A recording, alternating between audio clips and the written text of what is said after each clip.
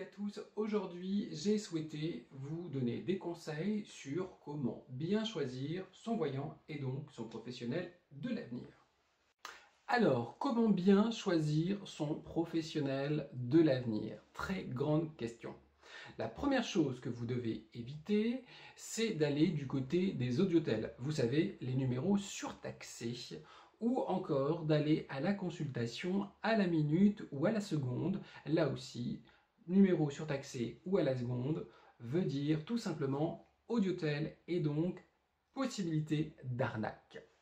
Autre conseil que je peux vous donner, c'est d'oublier absolument tous les guides qui existent sur la voyance. Pourquoi?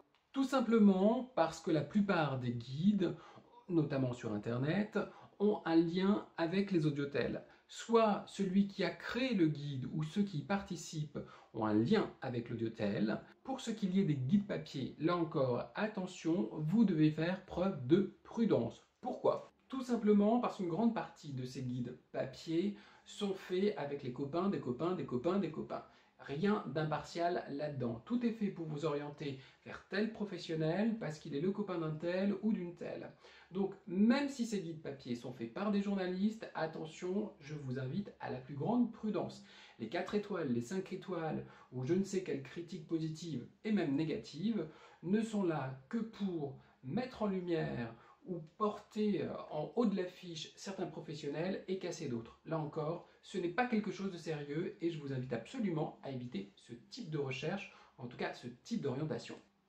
Si le voyant est connu, reconnu ou s'il fait quelques passages dans les médias, vous devez savoir à qui vous avez affaire et donc vous renseigner.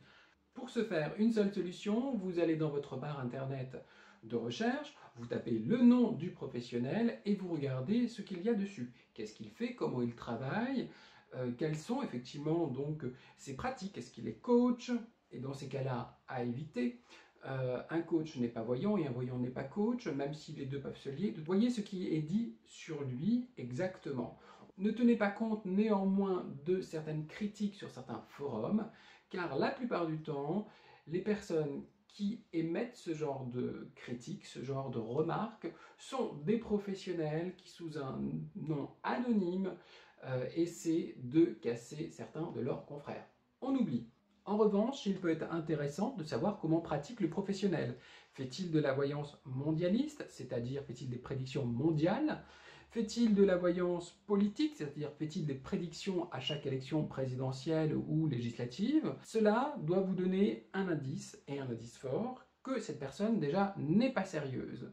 Si le professionnel fait des prédictions mondiales, cela est un très mauvais signal, il faut éviter de le consulter. Il ne fait que ça pour attirer l'attention à lui et récolter des clients, tout simplement.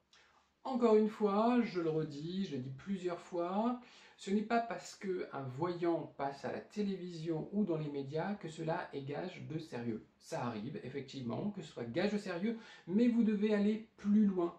C'est pour cela que vous devez aller chercher sur Internet des informations sur ce ou cette dernière. Choisir son voyant, c'est une démarche assez personnelle. On ne trouve pas son voyant sur Internet, c'est rare, ou alors il faut qu'il ait de très bonnes références. Choisir son voyant se fait souvent par bouche à oreille.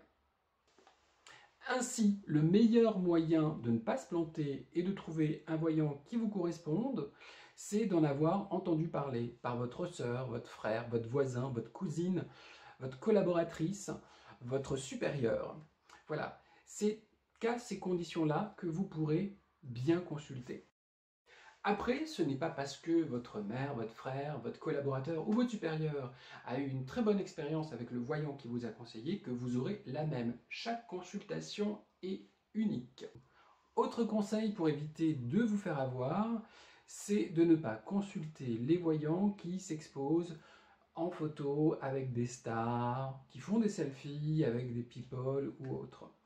Pourquoi? Tout simplement parce que ces professionnels-là essaient de capter la lumière d'autres personnes. Ce sont des papillons de nuit ou des chasseurs d'étoiles et cela n'augure rien de bon pour une consultation.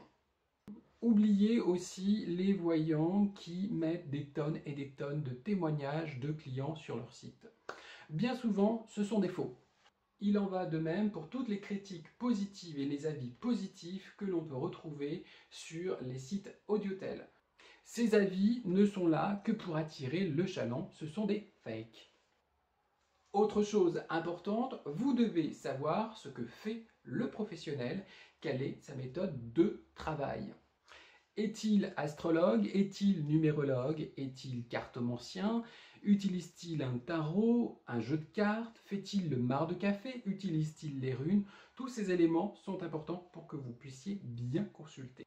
De ce fait-là, lors de la prise de rendez-vous, si le voyant se dit médium direct, pur, tout ce qu'il veut, et qu'il vous demande votre date de naissance, il y a tromperie sur la nature des prestations, car celui-ci est soit numérologue, soit astrologue. Quoi qu'il en soit, son support, son déclencheur sera à ce moment-là soit une base de numérologie, soit une base d'astrologie. Il faut que ça soit dit, il faut que vous soyez au courant. N'hésitez pas dans un premier temps à téléphoner au professionnel pour demander des informations complémentaires ou supplémentaires. Posez-lui des questions sur sa pratique, sur sa façon de procéder, sur ses horaires, son temps de travail, comment il procède. Tout ça, ce sont des infos positives qui vous aideront à mieux choisir votre professionnel. Retenez cette dernière petite précision, plus le voyant est discret, meilleur signe c'est. Un voyant ne s'affiche pas avec ses clients et encore moins avec les célébrités qui le consultent. La consultation est un acte anonyme, privé, et cela doit le rester. Tout voyant qui rompt à cette règle ne peut pas être considéré comme sérieux.